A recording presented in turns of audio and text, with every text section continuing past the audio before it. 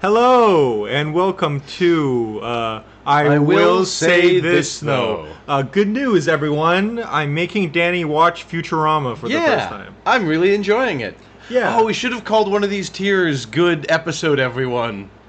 Oh well. Yeah. Anyways. Too late. Okay. So, how we're doing it is we're just having Danny watch the episodes of Futurama in production order. I've now seen all of season 1. Production season 1, not how it's not the order they have it in Disney Hulu Plus or has Disney it Plus. kind of botched. Yeah, because there's this whole thing where like when Fox originally were broadcasting the episodes, they completely fucked up the order for no reason. Some episodes that were supposed to be in season 1 were released in season 2. Really? It was just complete garbage. All right. So no, we're going to be talking about these in the correct order. From the one when he gets frozen to the Slurm Factory episode, which, Yes. for our purposes and for correct people purposes, is the season 1 finale. Season 1 finale, exactly.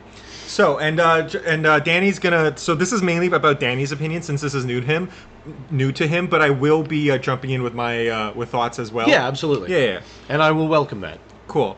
And so first of all, and let's just go over our tiers. Yeah. So at the bottom is a big ball of garbage. That's not necessarily where we're gonna put. Spoilers, it's not. I probably won't put anything there. Yeah. I liked every episode of this show so far. Mm-hmm. If it ever gets, I hope it never takes a dip in quality. But if it does, we're not there yet. I mean, the first 4 seasons, which is before it got canceled for the first time, are peak television. There's not a terrible episode in the bunch. Okay. When it comes back, there were a few stinkers. Yeah, but, Simpsons had a few that weren't as good. Hopefully we can get to that point because there are a lot of episodes in this. Yeah. Thing. And we're trying to watch them all together. I don't know if that's going to be a possibility in the future because Danny has school coming up. Yes. But we'll do our best. All right.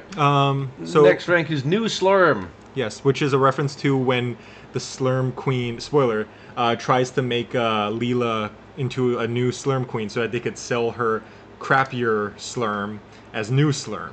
Which is a joke on the whole New Coke moment of the 1980s. Yeah. Which neither of us were alive for. Yes. You were alive in the 1980s. I wasn't that early in the 80s. I was born in 1988. Yeah. Okay. I have no strong... I'm not at the episode yet where this line materializes, but I know the meme. Yes. That also applies to all 3 of these higher tiers, in fact. Yes. We have not gone to the Snoo episode.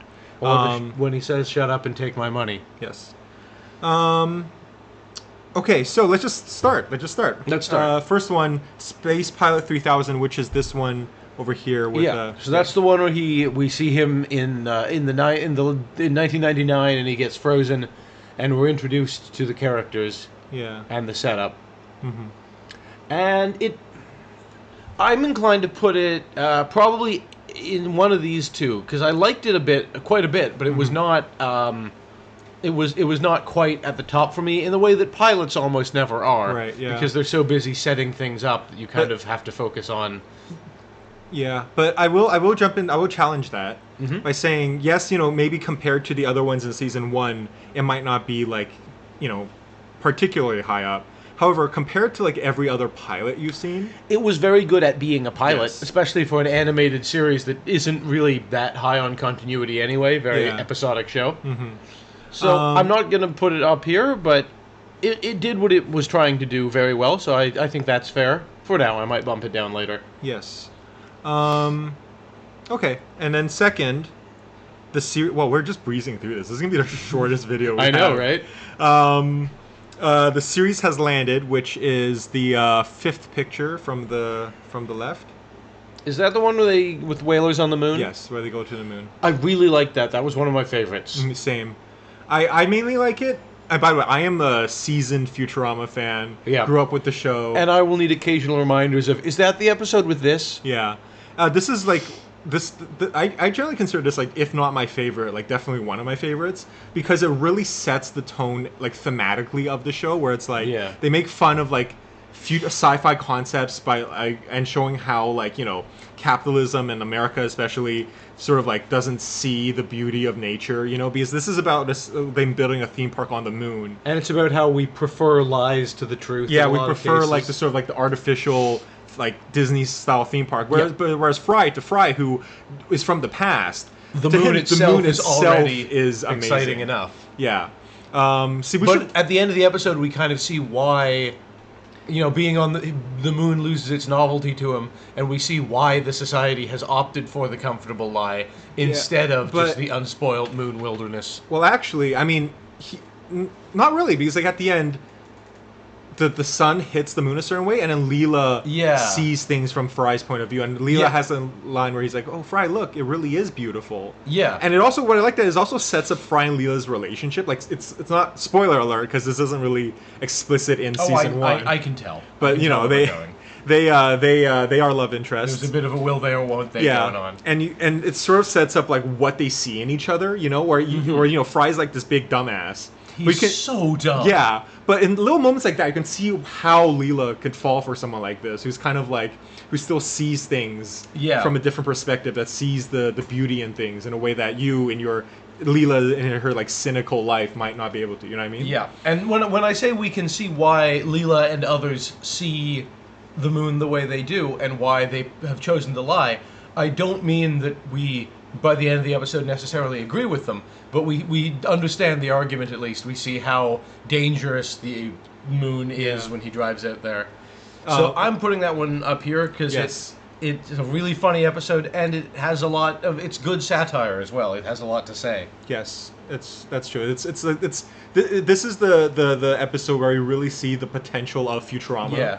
That it completely succeeds in meeting later on. It uses satire the way The Simpsons often does at its best, and that is satire in a way that feels, I'm not going to say even-handed, because, false balances are absolutely a thing, but satire in a way that feels thoughtful and nuanced, and not in the way that, like, South Park does, just to be like, look at the people who disagree with us, look how dumb they are. Yeah. South Park satire feels very, like, mean-spirited and one-sided to me, and with this, you can tell that they were thinking about all sides of the issue and actually putting thought into it. And to clarify, that's not like how South Park does the whole let's make fun of every side of an issue thing. Which sort of is just very lazy, and it's like faux courageous, you know what I mean? Yeah. Because it's like, because if your whole shtick is, we make fun of everyone equally. Yeah, then you're not really making fun. You're not actually saying anything. No one's gonna throw tomatoes at you. It's very cowardly. Yeah, but often South Park, I feel like it is taking a very clear stance, and it is a stance that just feels like they haven't. It feels purely knee-jerk to me, and they're just making fun of everyone who disagrees with them. Like that dolphin trans issue. Anyways, moving on. I mean, not to say that. Well, okay, Futurama's takes on trans issues, especially in the early seasons, slightly better than South Park's. Okay. But, we're not there yet. Yeah, we're not there yet. I am prepared for some jokes that don't age that well, but it was a while. I'm not gonna pretend like Futurama was like this bastion of progressive. I mean, relative to other shows, maybe. Moving on, iRobot, which is that's the one. The fifth from the left. And that's the one where he and Bender are. Oh, not iRoommates. iRoommates. Yeah. Fry is moving into Bender's tiny closet and he's looking for a place to live. I liked that one quite a bit. Spoiler alert, I think the top 2, maybe 3 tiers are going to be crowded. Yeah.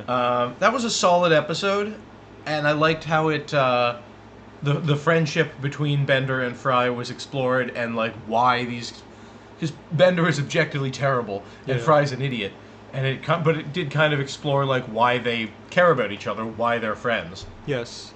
And I liked the final, like after Fry makes his big sacrifice of moving out of the awesome place. Yeah. I liked the kind of golden axe reward of like, oh, but you get to this big wonderful apartment he didn't even know about. Apparently robots don't need a lot of space to live. They can live in a closet, but they need a lot of space to store their stuff. Yeah. So Bender lives in a closet. But his closet is like 95% of the total mass of the apartment. And it also has like a bathroom and stuff. Yes. It's like, there's so many questions it raises. That the fact that it doesn't make sense is why it's funny. It has like this huge window. Yeah. And it's like, Yeah, I know. I mean, it makes sense because Bender steals a lot of stuff, so it makes Yeah. sense that his living quarters would just be Yeah. like a tiny spot. And where it you have, needs like, to be an early episode because it Yeah. just establishes like this will be a major location throughout the Yes. show. And going forward, you don't really.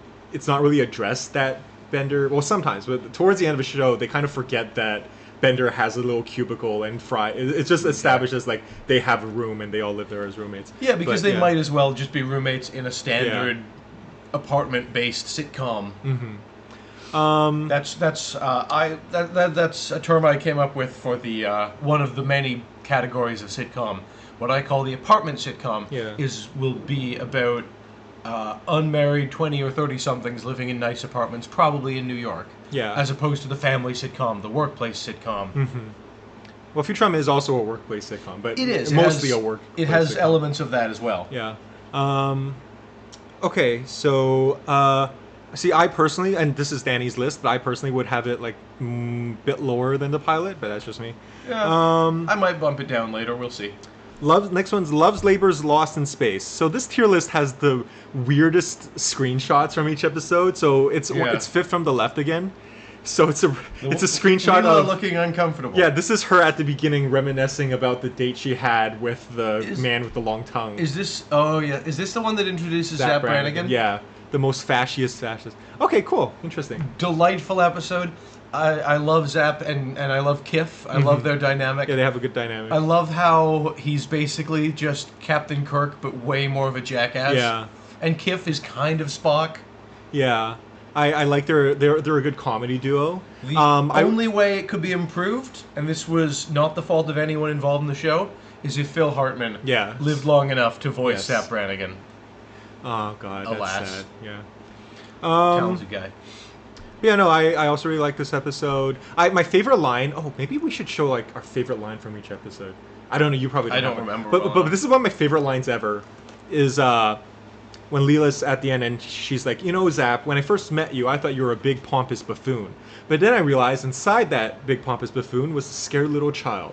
But then I realized that outside of that scared little child was a big pompous buffoon. Yes. And it's actually like brilliant. Like it's funny, but it's also like an actual like really great line because it's like, it doesn't matter what you are on the inside if you act like a jerk to the people around you. Like in Batman Begins. Yeah, it doesn't matter who you are. It doesn't matter who I am on the inside. What matters is what I do. You know, Zapp, once I thought you were a big pompous buffoon. Then I realized that inside you were just a pitiful child.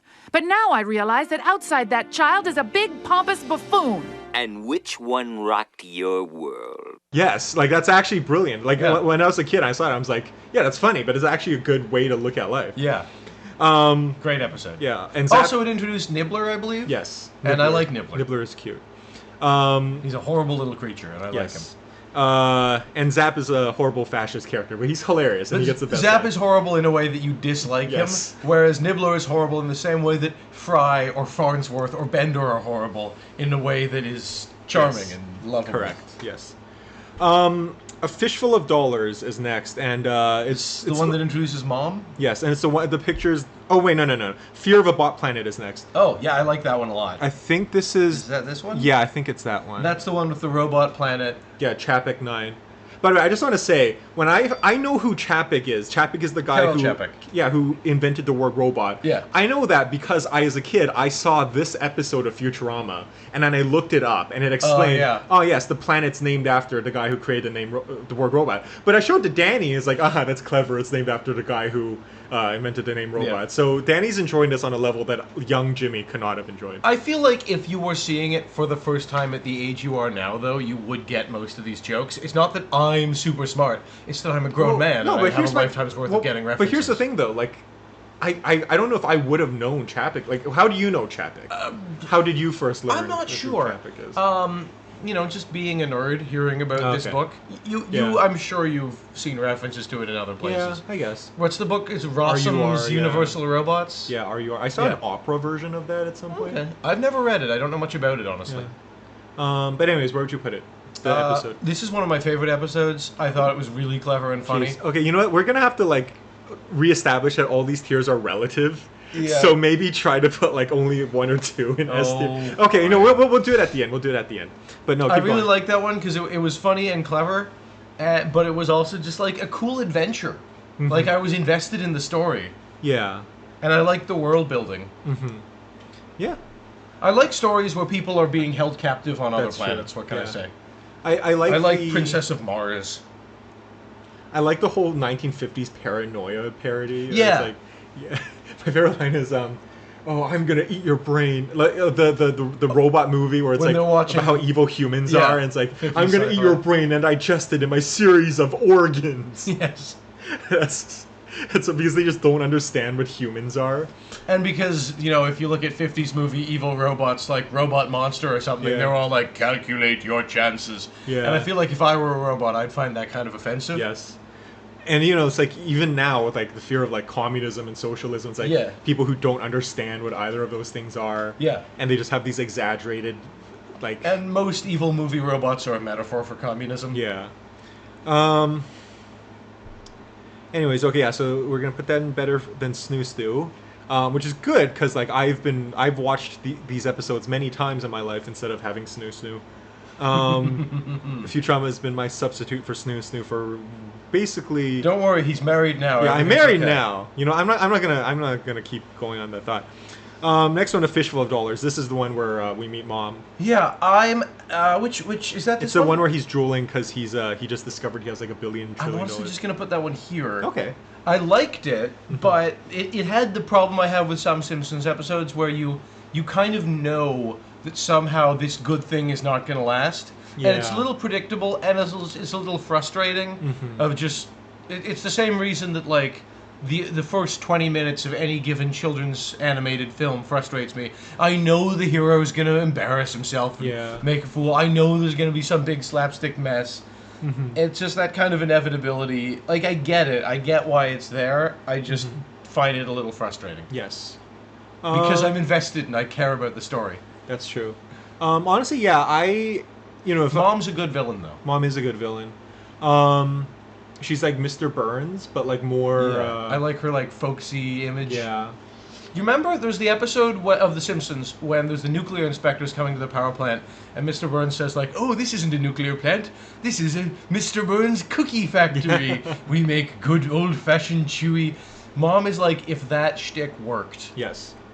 Also, I do like that Fry just can't stop saying his pin. Yeah, that's my That's really favorite funny. joke because it's like That was good. It's like, oh yeah, it's that my pin is the same as the price of a cheese pizza and a drink, and then later he's like, oh yes, the price of a cheese pizza and a drink is $10.77, just like my pin number. It's like, And the fact that they planted the seeds for that in the first episode, when Yeah. we see him ordering the pizza, and we see him, I can't remember exactly what it was. working, he's delivering pizza. Yeah, and he observes, he makes the connection between his pin number and... Yeah. Sorry, his pin. yeah. The N stands for no. What my favorite part in the Fistful of Dollars is when Mom's sons are like trying to trick Fry into thinking he's back in the 20th Oh, and century. they make, like, a dream Yeah, thing? because it's my favorite thing because it's like the bad guys are dumb and the hero is also Even dumb. dumber. And it's just like the bad guy's plan shouldn't work. but But because the hero Yes. is so dumb, it does. Yeah. And I want to be clear, like, even the episodes I rank relatively low, I still think are quite good, Yeah. and I will still praise them extensively. Yes. So it's not so much that he has no strong feelings one way Yeah, or the other. I do actually Yeah, really it's just like it, relative to but- these other ones. Yeah.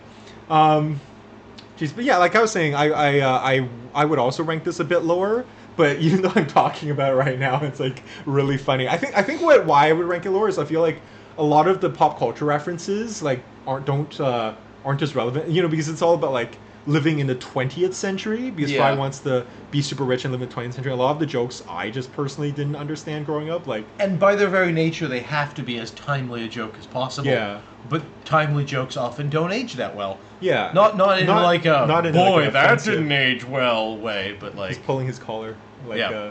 Rodney Dangerfield. yeah. But yeah, like like when I was a kid, I didn't know what Sir Mix-a-Lot was, and I feel like that's a very dated. Like In the case of Sir Mix-a-Lot, the because- datedness adds to the charm Yeah. because it kind of emphasizes how trivial it is, the things that Fry Yeah. wants, Like- things that we have already moved past. like now in 2023, everyone knows Sir Mix-a-Lot because of Nicki Minaj, which is Anaconda. But like, How dare you? We were never gonna forget Baby Got Back Yeah. because it was in the first Shrek movie. okay, maybe, yeah. Either way, or No, you know, because it's a great song. and in A Fistful of Dollars. which came out in like 1999 or something. Okay, so we put it there. And next one is My Three Sons. So that's the fifth one. Once again, fifth one from the left. Oh, is that the water planet? Yeah, the water planet one. I liked it. I like the ones where they go to weird planets. Yeah. Remind me of some of the he accidentally drinks the king. Yeah. And It opens with Elzar, the Bender, trying to cook a slug for everyone, and he puts so much salt on it that shrivels up. Yeah. And then there's that great line where he's like, they eat and oh, this is too salty, and Bender's like, oh, don't worry, it's only like 1/3 of a lethal dose, and then Zoidberg's like, oh no, I shouldn't have had seconds. Yes. That's like my favorite line. Zoidberg is my favorite character, and I look forward to yeah. more Zoidberg focused episodes. Yes. Zoidberg is a fan favorite, mostly because of how like pathetic and Yeah. he's always downtrodden. Like, And I like his weird alien stuff about like I have to lay my egg that you're young. yeah. I can't do his voice very well. Well, I probably could with practice. Yeah. I like that episode. I'm gonna put it here. Okay. I thought it was a really solid liquid episode. Yeah. I liked it too. I like it's one of those episodes where like someone learns a lesson and gets punished for it, because at the end Yes. everyone just beats up Fry for his bad behavior throughout the episode. I'm feeling like when we're done, I might bump a few things down just to Yeah. spread things out a little more, Yeah. but we'll see. Yeah, no, like classic Futurama is like classic. Yeah, it's Futurama. really good. Yeah. The And- monkey one next? Or the Titanic one? No, it's a big piece of garbage. Okay, so not Oh, a big big ball piece of garbage, a big piece of garbage, Right. but whatever.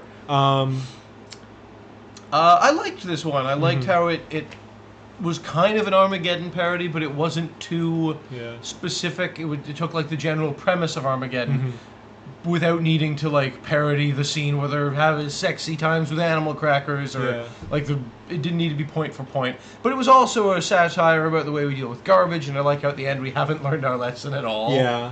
I think this is the start of Futurama's like environmental themes. All right. Because like I don't know if you've watched An Inconvenient Truth. I haven't actually. I saw Don't Look Up. I heard Don't Look Up wasn't that good, but No, Inconvenient it's Truth. not that bad either, but it's not that good. But An Inconvenient Truth is like it's a documentary, Yeah. and then Al Gore literally like plays a clip from a later episode of Futurama to explain what Oh. global warming was, and that episode was how I learned what global warming was. Well, good. Yeah, we'll get to it. Season 4. Yeah. All right. So I we look have a forward while to to it. get. Yeah.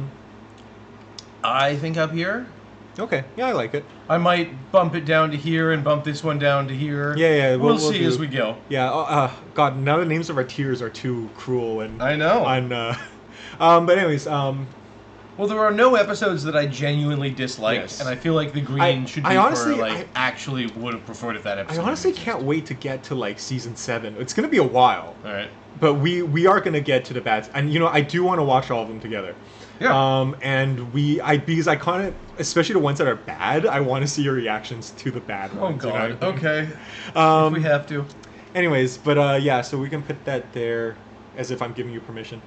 And then Hell is Other Robots is next. That's once That's again the fifth one with Robo Devil. Robot Hell, the Robot Devil. Yeah, and Bender finds religion. This would be my favorite one. Wonderful episode. Mainly because of the song. The song was For me, so it's the good. song. For me, The song was what pushed it up over the Yeah. top. Like it was a solid it was above satisfactory. Yes. It was better than solid all the way through. But the song is what really Classic made it. Futurama had the best songs. Later Futurama, you tell the voice actors might not be able to sing as well, so Oh, it's very really? sad they don't do like. Well, they have songs somewhat like other characters, but like Okay. which is like, but yeah, that's the biggest loss. And the fact that the songs like are rare enough that when they come up they catch you off guard because you're Yeah. not expecting a song. Mm-hmm. And that makes it so much more funny. Yes. Funnier. Yeah, no, that's correct. That's I agree with you. It is better than Snoo Snoo. Anything else you want to say about this episode? Because it's a good episode. I liked that the Robo Hell was like an actual physical location. Yeah, in New Jersey. The bit I think this is the episode where there's the montage of Bender walking past all the. No, that's the I Roommates. That's our roommate. That's when he goes sober. He stops Yes. drinking Yes, alcohol, it is. and as a result, because he's All a the robot, sobriety he becomes bars. he acts intoxicated. And Simpsons used to do that all the time. They'd have Homer walk past all these neon signs and. Next is the Titanic: A Flight to Remember, which is number 1. Like It's named after the movie A Night to Yes. Remember, which was from the 1950s, and it was a movie about the Titanic that is not as well remembered as the 90s movie. What I'll say about this one is I like how it isn't just a James Cameron Titanic parody. There's a bit of that in Yeah, there. I mean it's There's quite a it's bit. the B plot. You know what I mean? Bender and the robot. Yeah, they do countess. their I'm Flying Yeah, they Jack do the moment. montage of it, but it's not like the whole episode Yeah. is just parodying. The James Cameron. movie. It is all about the Titanic. Yeah. But But it's not like a James Cameron beat by beat parody, and I like Yeah. that. It's mostly about Fry and Leela, to be honest. Like their Yeah. story isn't the James Cameron one at all. no, it's not. Yeah, and I like Because that. they already know each other, so Yeah. it can't be. I did like it. I feel like it's not quite... I'm going to put it here, though. Yeah, I think that's fair. Like, it was a good episode, but it wasn't quite... It did give us some great Zap Brannigan lines, though. It did. I like anything with Zap Brannigan is he's such a good satire of your classic Cold War era sci-fi Yes. hero. I like he's like and now it's time for the captain to go down with the ship, and he immediately makes If him. you're the captain. Yeah. That was good. That was good. Mars University. That's the one with the monkey. Yes. I do like monkeys a lot. Mhm. That was a good episode, but there was not. It didn't have quite that like really clever satirical edge I was looking for. Yeah. The stuff with the robot fraternity was funny. Yes. I did like that. I mean, I don't get the Animal House parody. I have haven't never seen it. Animal House. Yeah. I know it's one of those movies that does not age well. He's pulling his collar. Yep. Um, I don't know. It was fine. It was Yeah. a fine episode. I would. I mean, I do love Gunter though. I think Gunter's a great. I Character. like Gunter as a I like character. I like how like Futurama is great science fiction where it's like there's the human element that's like revealed through the science element. Yeah. You know. Yeah. Like how he's like this monkey who's like. There's all this pressure on him to be smart because he's like the first smart monkey or whatever. I'm dumping this down right now because Okay. I know I'm going to later. Yeah. And I love that. I love how it explores like that very relatable like human. I don't know. Like I was in a gifted program, so like not to Okay. brag. I'm just saying. I that- was too for a while. Okay. Yeah. So we both like kind of know what it's like go insane from all the expectations put on you. Yeah. And at the end, he's just like, oh, I like being like kind of smart, but not too smart. Yeah. Like, yeah. And I did go to business school just like Gunter did. Okay. But yeah. No. But yeah, I like that. When aliens attack. Yeah. Yes. And it was because it was about the Ally McBeal parody Yeah. that they wanted to watch. Listen, I thought that was so clever. How it's like 1,000 light. Once again, the science element and the human element and the Yeah. story element, character element. Because the trope that like aliens are getting our radio signals and stuff Yeah. is well worn, but the idea of aliens getting hooked on a 90s TV 90s shows. TV show. But also, this is a recurring joke with the Omicronians. How they're like every time you see them, not every time, but like a lot of times you'll see them and they're just like watching Friends or something. It's like a recurring gag about these characters. I But know that the main thing I know about them is my hands are huge. Yeah. Do you know the context of it? I think he's gotten stoned. Oh yeah, he eats a hippie and then he gets stoned. Oh, and he's okay. like, yeah. But yeah. That's the one with the poplars. Yeah. But where would you put? You share I your. really like this Okay, episode. When they have to create the show at the end, Yeah. is so funny. I would if I ranked it, I would put it lower just because like I did not get the Ally McBeal or the Independence Day things at the beginning. I got the Independence. It took me a minute to get the Ally McBeal jokes because I never watched that show, Yeah. but I know enough about it to get Yeah. it. Like I just remember when I was a kid watching it, I was like, this is parodying something that I do not understand. But I got that feeling a lot from The Simpsons as a kid. yeah. All the references to like, I Love Lucy. It's like my generation never saw that show. I'm sorry. And then we have the last one, Fry and the Slurm parody. I did know what this was parodying. Yeah, this was pretty 2005 Tim Burton's Charlie and the Chocolate Factory. Clearly. No, it's the Timothy Chalamet movie that's coming out Oh next yeah, year. yeah. I mean, when I was a kid, that's what I thought it was. Yeah. Because that was the You only absolutely knew who Timothy Chalamet was. No, I mean whatever. But This is of all the episodes to parody a movie that had Timothy Chalamet in it. This is the one that was a parody of the better movie because Don't Look Up's not very good. That was a really contrived way of saying once again, the thing we all already know, Don't Look Up isn't a very good movie. Yes. It's not terrible. If it were terrible, it'd be more interesting.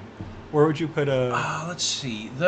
At first, I wasn't that impressed because, like, the episode itself acknowledges that Charlie and the Chocolate Factory parodies are a dime a dozen. Mm-hmm. But once we got into the weird stuff with the Slurm Queen, like, that was cool. And I liked the fact that Slurm had been there since, I guess, the first episode. Yeah. It was good. Not quite top tier for me, but it was a very good episode. I said this when we were watching it, but my favorite part is how, you know how that's the main thing about Charlie and the Chocolate Factory is you see how every kid gets their own specific punishment. Yeah. And then Fry and the Slurm Factory like streamlines that by just having Fry, Leela, and Bender get captured, and then they're just like, oh, we're gonna give you your own specific Slurm-related punishment. Because it's from the perspective of the one who isn't perfect. Yeah. So like Charlie is. So and like I just want to clear up a misconception for all 9 people who watch this video. Those kids didn't die. At the end of the book, at the end of both films, you see them leaving. Definitely in the Johnny Depp movie. I think in the Gene Wilder movie. I don't think in the Gene Wilder movie. I think people that's where the misconception comes from. I remember people complaining that the Johnny Depp movie shows them being alive and they prefer it more ambiguous. Wow, dark. But I listen. This might be a controversial statement. I really like the Johnny Depp. I like everything about it except Johnny Depp. Yeah, because I think the problem was Gene Wilder was such a good Willy Wonka that he's the only thing in that movie that works. Everything else in it is saccharine garbage, but Gene Wilder is so good that you forget all of that. And when they made when they readapted the book, they were like, oh, well, we can't have him be like Gene Wilder. We have to go completely different. Yeah. And as a result, it suffered for that. They took a big swing and it didn't really work. If they just had, I don't know, if they were somehow able to have Gene Wilder just be... You know, the same. He was a very old man by that point. Without it having to be like, oh, they're just doing the same thing again. It would be the in the book he had a beard. Oh yeah, he did. And on the cover of the actual candies you could buy, the label of that, he had a beard. Yeah, he did. Yeah. All right, so that's I might bump a few things down or up. I don't think anything's gonna go in a big ball of garbage because I liked all of these episodes.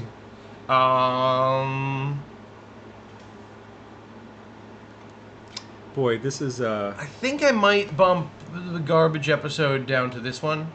Yeah, I can see that. Like, it was good, but it wasn't quite one of the best. I just want to say my favorite part of that is when they're watching a documentary about the garbage ball, and Fry's like, oh, wow, in my day, the internet was just where you saw porn. It's like, oh, yes, that's still true. Yes. And then the documentary turns out to be a porno. Yes, that was funny. That's really funny. Anyways. All right, that's my list. Oh, that was the only change you wanted to make? Yeah, I'm happy. Okay, Danny, I'm gonna challenge you. Can you because bump it's a little too top heavy? Too much stuff in S tier. All right.